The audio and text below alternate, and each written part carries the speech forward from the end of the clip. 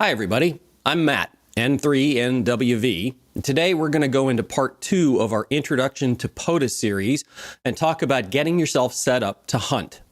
Hunting is the gateway to POTA for nearly everyone in the program, and there are 2 reasons for this. The first is, well, it's easy. It's going to take us 10 minutes, maybe less, to get you up to speed and out there effectively hunting parks. Number 2 is you can do it from anywhere, including the shack you already have set up in your house. The material we're going to cover here follows the Getting Started as a Hunter guide available on the parksontheair.com homepage. I'd recommend you go ahead and download a copy of that PDF so you can follow along as we work through the material. The first section of the guide goes over the rules that you need to know and follow to participate in the POTA program. There's good news here. There frankly aren't that many rules, and if you're a licensed amateur, you already know most of them. First and foremost, maybe this goes without saying, but to participate in POTA, you have to follow the law. Yeah, whatever country you're in, if it's the US, we're talking Part 97, but obviously you're going to follow all the laws and regulations applicable to your license while operating as part of POTA. The second thing mentioned is the DX Code of Conduct. There's a hyperlink in the guide. If you haven't been to the site and read the full code, I highly recommend that you do so. It's not that long, and there's some really good justification for why these 13 points are in here. We point this out for POTA, not because it's just generally good advice, which it is, but because POTA can generate some pretty significant pileups. And if people don't behave themselves according to a proven framework, pileups quickly just become a big mess. The third rules section points to the IARU Operating and Ethics Guide, which is hosted on the ARRL website. There is some overlap between this guide and the DX Code of Conduct when it comes to just proper do's and don'ts of etiquette and ham radio.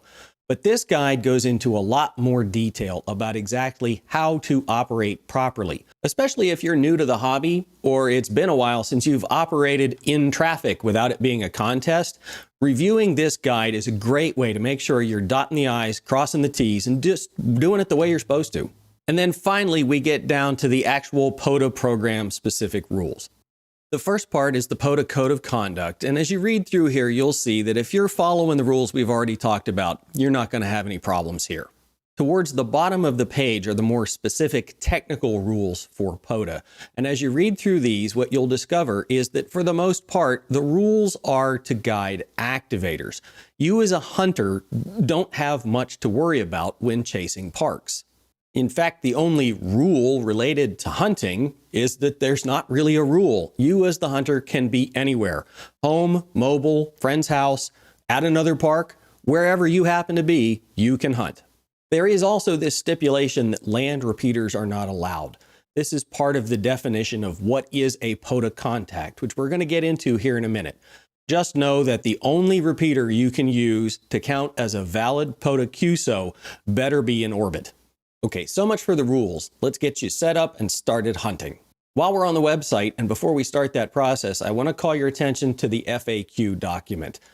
This page, as the name implies, has the answers to the most common questions asked about POTA. If you have a question that wasn't answered by this video or the accompanying guide, the FAQ page is your next stop, because odds are somebody else had that question too. So your first official act in POTA is going to be to create yourself a login to the Parks on the Air system. If you downloaded the Getting Started as a Hunter guide, you'll find a hyperlink in there that takes you to another PDF, which details step by step with screenshots and color-coded boxes and all kinds of goodies, exactly what you need to do to create a login. To just quickly show you what it looks like, from the Parks on the Air website, there's a dashboard/login choice on the menu. This will open up a new tab with the stats page, and the login button is towards the right in the menu on the top. On the POTA login page are the options for logging into the system, and underneath the sign in button, there's a sign up link. After clicking the sign up link, you'll have the option to create an account in the POTA system using an email address and password, or to continue logging in using an existing social network credential. We really recommend that you use one of your existing identity providers to log into POTA. It just makes your account management life a lot simpler. Now, what exactly you're going to see next depends a little bit on which one of these providers you decide to use. So again, follow the PDF guide. It goes through step by step what it looks like for each and every one of the options. So regardless of how you decided to create your login, if this is your first time on the site, you will be presented with the new account dialog box. Some of this might be filled in based on which login system you picked, but no matter what, you're going to be required to enter your call sign here. Make sure you enter your current call sign. There will be a way for you to associate additional call signs with your account later, but the one that's hooked up to your main login needs to be your current call. Once you're finished setting up your account, you can go back through the exact same logon procedure that you used to get to the account creation. Only this time, when you're dropped into the dashboard, you'll be logged in. You'll see your call sign where the login button used to be. Oh, and fun fact, if you happen to have any CUSOs with activators before you created your account, you're in luck. They'll already be in the system. You can get credit for work you did before you were part of POTA. A CUSO that will get tallied in your POTA stats is one that has a unique combination of these 5 attributes. Change any one of these attributes and you have another CUSO. Working an activator at a park and he moves from 20 to 40 meters, call him again, because that's another CUSO. Switch from sideband to CW. Call him again, that's another CUSO. Different digital modes count, so if somebody's working PSK31 and they switch over to FT8, call them again, because that's another CUSO. Frequency alone, however, is not enough. Activators often have to move within a band in order to get around a net or some local interference or something like that. If you talk to an activator on 7.210 and they move to 7.27, sorry, that's not going to be a unique CUSO. What happens during one of these CUSOs? What is the POTA Exchange? Well, since Parks on the Air is not a contest, there isn't a rigidly defined exchange that must happen to be a valid contact. Of course, both you and the activator are going to give your full call signs because that's required to be legal on the air. Most activators are additionally looking for your location. State is good enough. ARRL section is a little better if you happen to live in a big place like Pennsylvania or Texas that's divvied up. I, for instance, am just north of Pittsburgh and always specify Western Pennsylvania.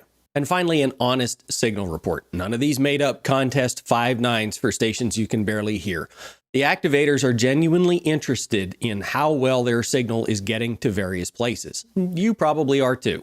Beyond that, leave it up to the activator. Some will want to know your name and maybe rag you a little bit, but a lot are trying to get to 3 or 4 parks in one day and are working a 200-person pileup at each one. You may or may not even get in a 73 with those guys. Follow the DX Code of Conduct rule number 1 and listen and follow the activator's lead. After your CUSO is over, you may personally want to log it for your own records. But the POTA program doesn't require you as a hunter to do so. There is no need for you to log anything or submit any logs to prove that you had a conversation.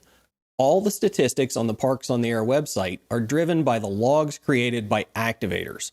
Activators send their logs to volunteers called regional coordinators, who then upload the information to the Parks on the Air database, and that's how the statistics are generated. This is a manual process that involves several people who are volunteering their time. So be patient. It could take as much as 2 weeks for that CUSO you had with an activator to show up on your stats page. So there you go. I promised it would take less than 10 minutes to teach you everything you need to know to hunt parks as part of POTA. There is one more topic covered in the Getting Started PDF, and that's the subject of spotting. How do I find a park so that I can work them? There's enough information there that we're going to break that out into a separate video. But for now, rules and Parks on the Air account in hand, you should be ready to go.